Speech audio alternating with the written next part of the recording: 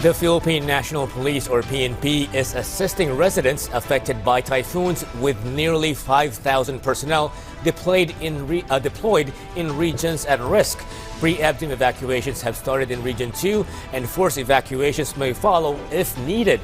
Nearly 9,000 families, or over 30,000 individuals, have been evacuated to over 200 centers. The PNP is also on heightened alert, with 3,500 additional personnel ready to assist.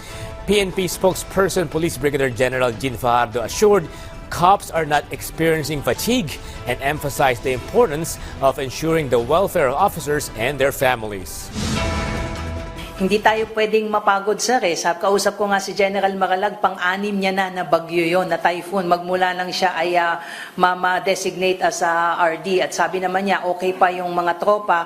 Pero yun po yung kabilin-bilinan ng ating Chief PNP. At last command conference nga po ay sinabi niya yan na for our field commanders, sa ating mga regional commanders to look after the welfare po ng ating mga pulis, lalong-lalo na po yung kanilang mga pamilya.